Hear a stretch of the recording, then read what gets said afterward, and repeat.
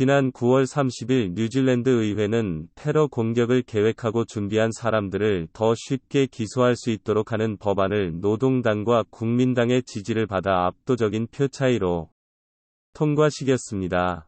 카운터 테러리즘 레지슬레이션 빌은 테러 공격을 계획하고 준비하는 것은 범죄이며 최대 7년의 형을 받을 수 있음을 명시하고 있습니다. 테러 행위 계획에 대한 모든 기소는 성공하기 위해 세 가지 다른 사항, 즉 범죄자를 설정해야 합니다.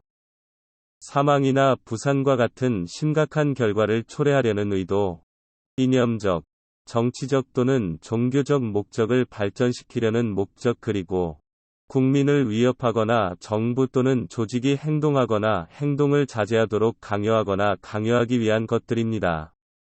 이번 법률에 주목할 점으로는 협박하려는 의도에 대한 세 번째 사항의 수정은 테러를 일으킬 의도가 있어야 한다는 현행법의 변경 사항입니다. 발의된 법안은 테러 행위의 정의 기준을 테러가 아닌 공포를 유발하려는 의도로 낮췄지만 재판관 선발위원회는 의협으로 결론지었습니다. 이는 호주와 영국의 법 해석과 맥락을 같이 합니다. 뉴질랜드 행정부는 지난해 오클랜드 IS 추종자 아하메드 아틸 모하메드 삼수딘을 현행법에 따라 테러 행위를 계획하고 준비한 혐의로 기소하려 했습니다. 그러나 고등법원 판사 매튜 다운스는 이를 기각했습니다.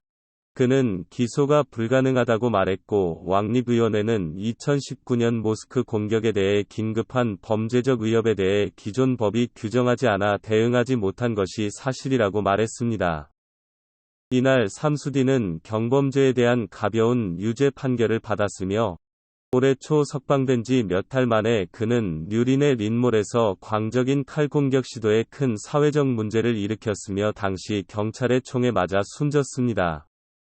이러한 문제가 지적된 가운데 테러법이 2002년 알카에다의 미국 공격 이후 수정에 대한 공감대를 형성하였으며 실제로 2003년, 2005년, 2007년에 개정된 바 있습니다. 한편 테러 진압법의 수정에 대한 작업은 2018년부터 시작되었습니다.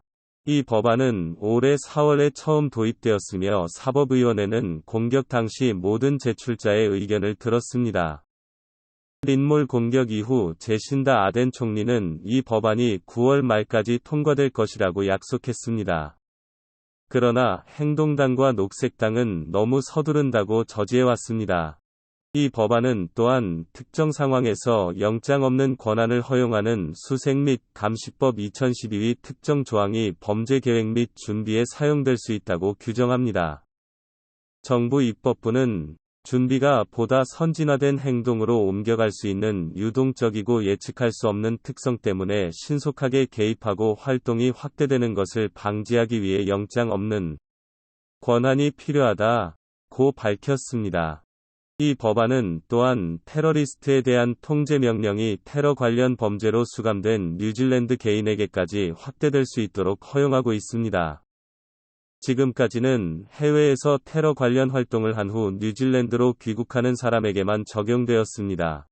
크리스 파포이 법무장관은 이번 주 의회에서 법안이 린몰 테러리스트들과 같은 경우에도 효과적 대응이 가능한지에 대한 질문을 받았습니다. 이에 대해 그것은 대답하기 매우 어려운 질문입니다.